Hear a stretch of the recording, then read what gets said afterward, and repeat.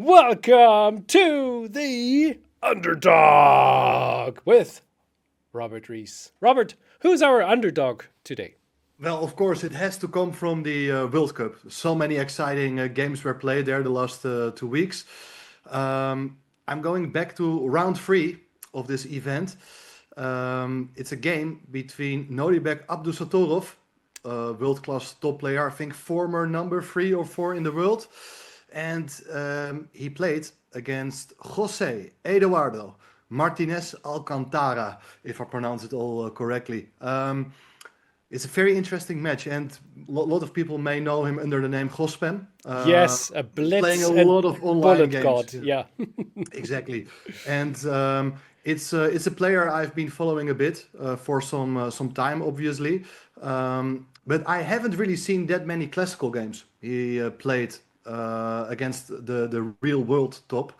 So Mhm. I thought it was very interesting to follow him in the World Cup. And well, this is a matchup from round three, and it's a really interesting game. And as a matter of fact, he's black, right? I He's like in playing in this game. Well, show they played both with white and black. This is the first game of their match, in the game you're showing. Sorry, yeah. and the game I'm going to show it's he's indeed playing with the black pieces. So a lot of exciting things are happening. Are you ready for it? Absolutely. Shall we flip the board or not? Yeah, let's do that. Why Okay. not? Okay, I'll okay. put one e4 on the board. Hmm. D6, D4, E5. Looks like a beginner's opening, right? Like you invite white to take on E5, and then the queens could come off the board and Yeah, lose the right to castle. what's the name of this opening again? That is Well, super crazy, actually. Yeah. actually, it's a very good question, and I cannot really give the answer. Right now, I don't know if it has already a name. I know that after the next move, we actually are transposing to some Oh, sort of Philidor system. so he But this didn't want to go into the end game. Interesting. He didn't want to go into the end game, and probably if Black is doing, if Black is playing solidly, there's not Yeah. much happening. You don't mind having queens coming off the board with the king in the center. That's Huh. fine. Um, let's have a look at what happens because this is actually the opposite of what could have happened. Mm. After pawn takes d4, knight takes d4, knight f6, knight c3, bishop e7. This is actually a very typical line. White has different ways of developing. He can decide to develop one of the bishops in different versions. The bishop went to f4 with the idea that after castling kingside, queen d2, White's idea is to castle queenside. So we get opposite castled kings. And Ready I for thought trouble. yeah, it's really exciting what's going to happen. And I think objectively, it's something I always consider to be somewhat better for White because White has a little bit more I space. love it. Yeah. But strange things are going to happen. And Okay. the interesting thing is that actually, I think maybe 3 weeks before this event, Gospem had a game with the white pieces against Magnus Carlsen online. He played the same setup with white, and Magnus played here the move c6 with the idea to launch these pawns on Uh the huh. queen side very quickly. But Gospem played here knight c6, castling queenside. And now after knight takes d4, queen takes d4.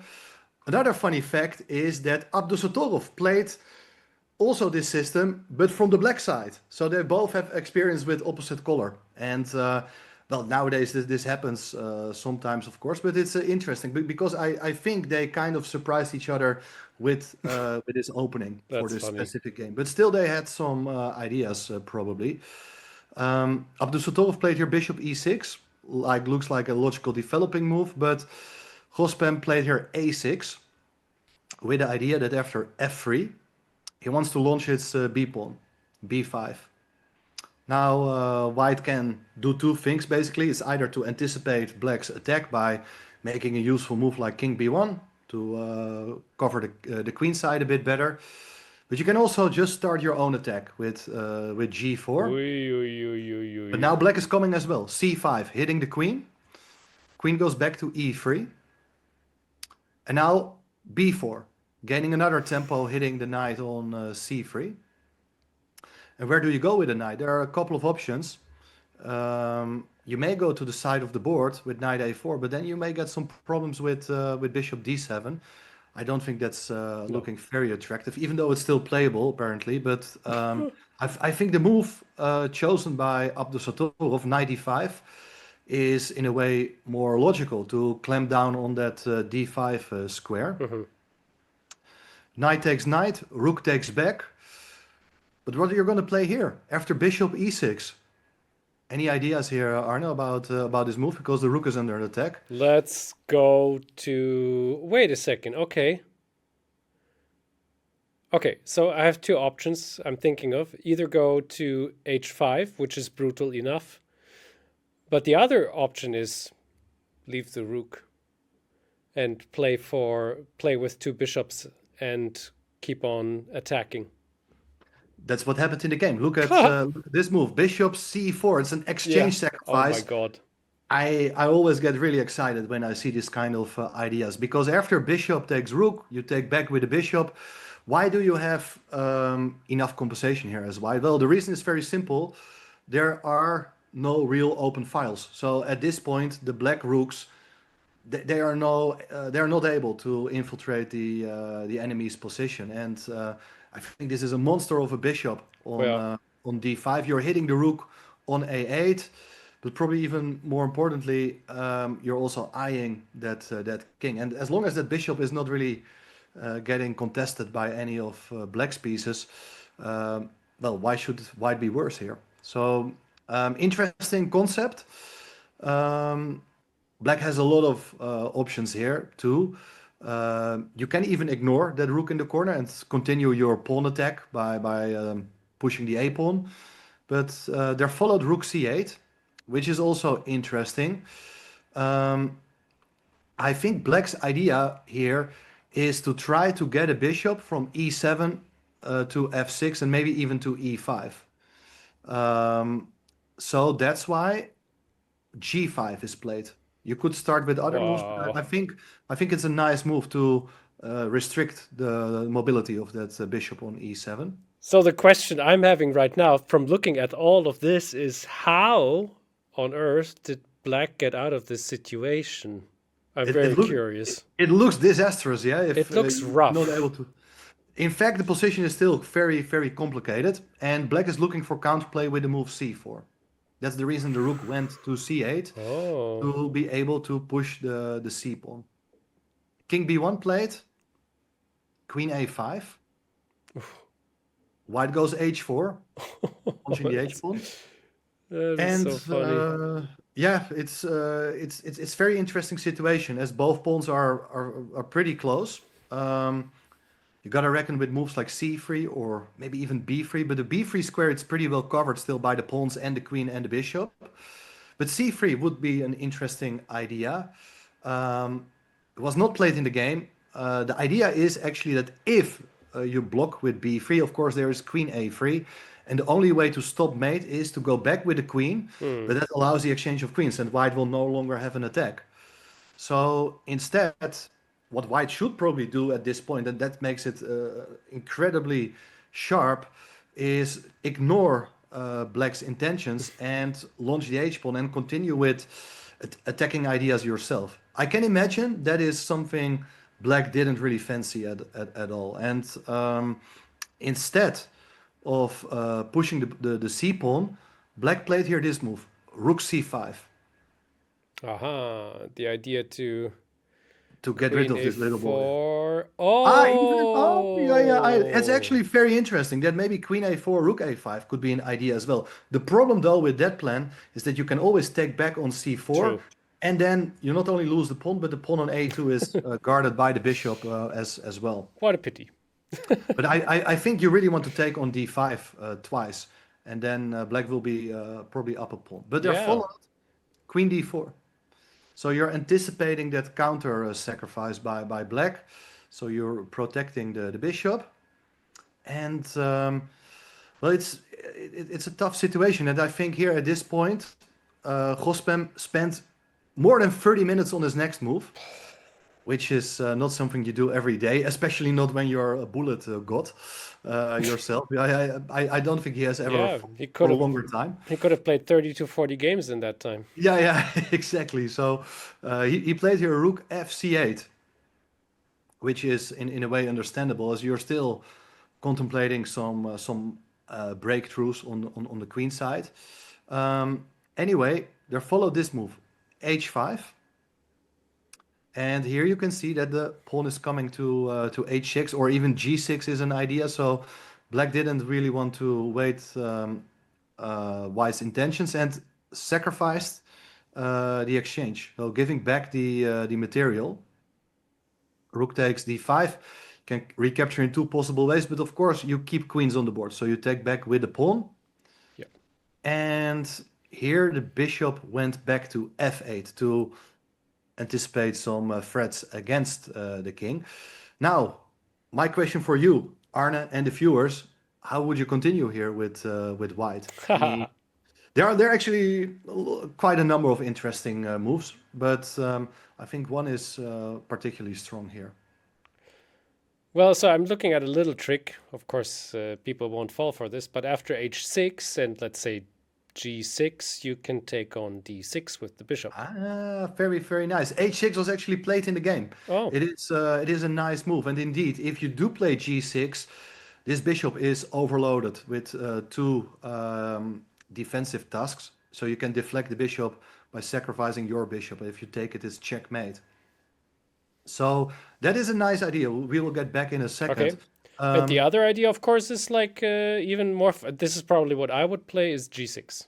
G6, that is also a really strong move, with the idea that, let's say, if you take twice on G6, then white is getting an open H file and a queen can enter on E6 with a lot of dangerous threats happening. And well, there are quite a number of other lines as well, but it's white clearly who's on the attack here by having opened up the files. Wait, how do you even defend that? Oh, how do you You, defend that? you can play rook c7 actually. Oh my god, thank you. Okay, I And didn't see the that. idea is to block, but Yeah. for something like bishop g5, there are still ideas also Okay. to take on g6, and the attack is not over yet. Yeah, I completely missed that. Or queen c7 No, also possible. Okay, cool. no. So let's go back. H6, that was played in the game. G6 not possible, and Gospem played here queen c5. Very typical defensive idea, of course, to try to exchange queens. White is not interested, moves the queen away to e4, and that threatens to take on g7, and then the h file will be opened, and there's a huge threat on h7 as well. So black is Danger. forced to keep the position closed, g6. And now look at this, bishop e3, attacking the queen. The queen goes to b5. Why to b5? Well, you keep the pawn defended, but you're also preparing the move rook e8. And how would you continue here with white? Any idea? Well, the question is if f4 is too slow. And the other question is, what else can we do? Maybe get our rook a bit more active. Now he doesn't play that big of a role on h1 anymore. Right. Yeah, these are the two things I can think of. It's not that simple, because rook e8 is actually quite an annoying move to face. Apparently, the best move here for white is to put a queen on d4 to Okay. anticipate that idea of rook e8. If you go for rook e8, then you can play bishop f4 again with the same idea as we have seen earlier, to trying to take on d6, and this looks pretty dangerous. Actually, I don't see a way to defend the pawn one more time. If you go rook d8, then white will get the open file with the rook. Apparently, the best is to go queen c5, but here the exchange of queens is actually quite bad for black. This endgame with white having a passed pawn, it is quite annoying, because even though you're no longer able to give checkmate, these pawns are preventing the black king from entering the game. So white is cruising here. Um, Okay, I'm. I mean, I don't want to prolong this too much, but I'm thinking of f6, king f7, and bishop d6. Possibly, but after f6, you're trying to get a king into the game, but you're losing still a pawn, and maybe the bishop can help out as well. There are ideas with, well, we can put it on the board. Why not? Let's say f6. I think I can just take it, Hmm. King and f7. king f7, and I think you gotta reckon also with ideas like d6, maybe Okay. bishop c7 after that. Okay. Yeah, it looks difficult now out of a sudden. Yeah, because there's always a check on e1, and then the rook might go to other places too. Another, yeah. This is tough. Well done. Okay, good This spot. is this is probably just losing, yeah. Um, anyway, big moment in the game. This was not played. This move, queen d4. White instead played bishop d4, which looks really strong because after rook e8, the queen goes to f4 with a deadly threat of queen f6 followed by mate on h8. What do you play here with black? I give you 5 seconds to defend against the threat. Oh my goodness, bishop e7. Bishop e7, then there is rook e1. And Queen d7. maybe. But I really doubt this is gonna be fun I for just a had long five time. seconds, Robert. You had 5 seconds. No, Hospen played, maybe he took a little bit more than 5 seconds, but he played very quickly. f5. F5, Oh fantastic my defensive idea. gosh.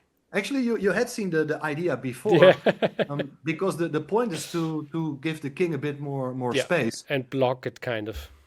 After gf6, you can block with your king, obviously, king f7, but even better is to take the pawn on Oh, d5. When you cover didn't see that.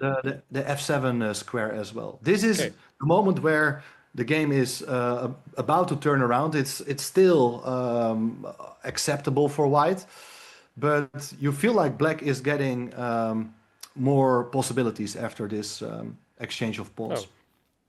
White played b3 to probably give the king a bit of air. King f7.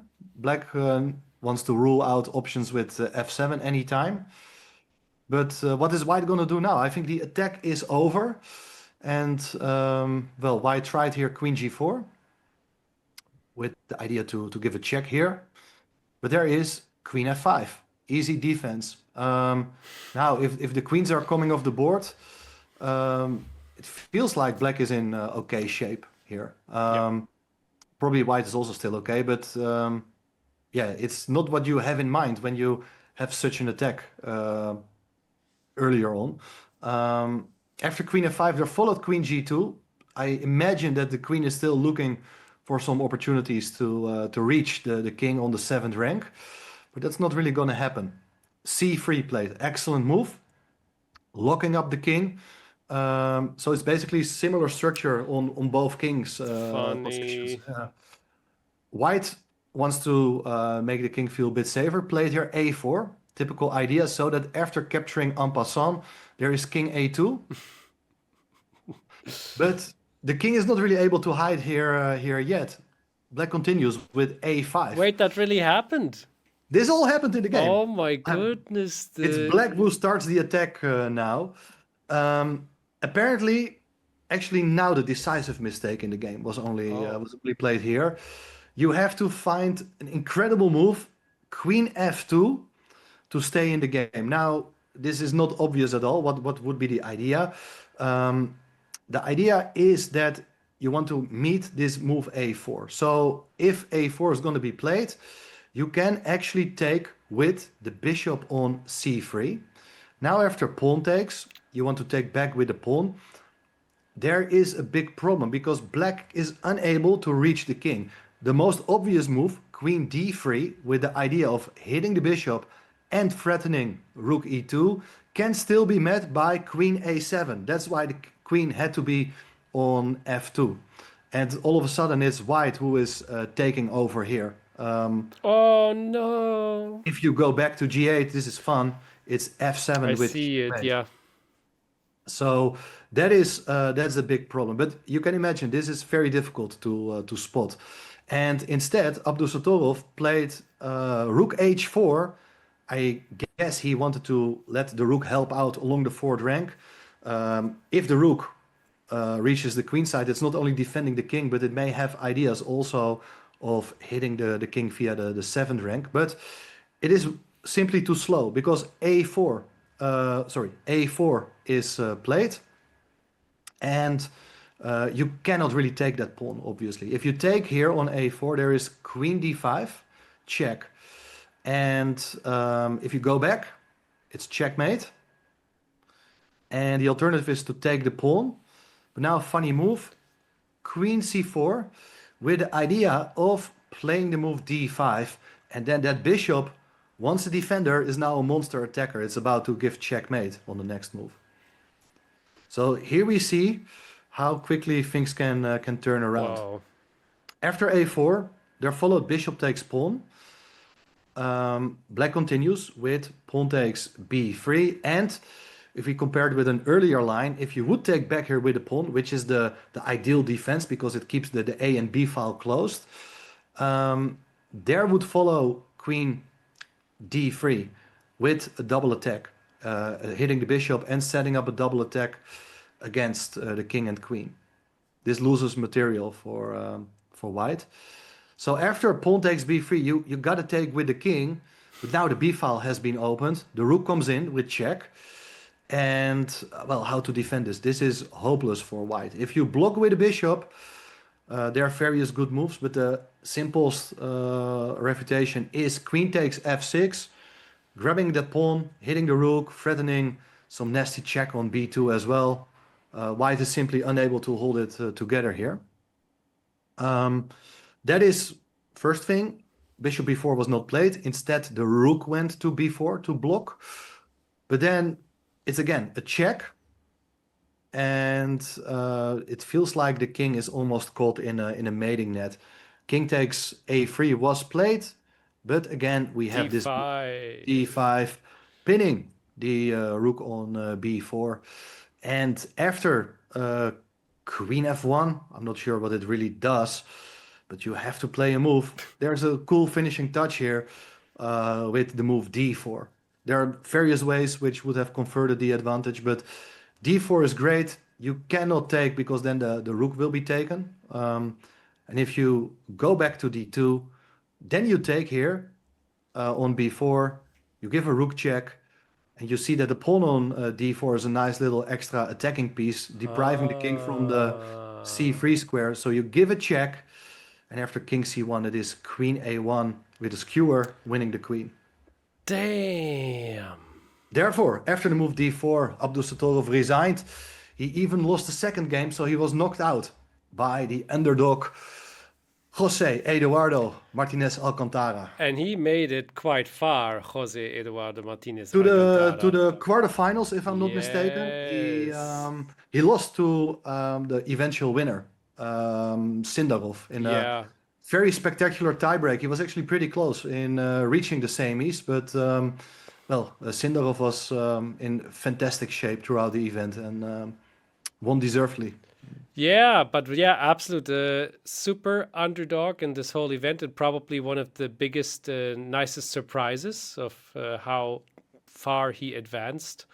And we can wish for more of these kind of games. This was very enjoyable to look at. I agree. What a nice attacking game from both sides. A lot to learn. Thank you so much, Robert. Thank you, Arne.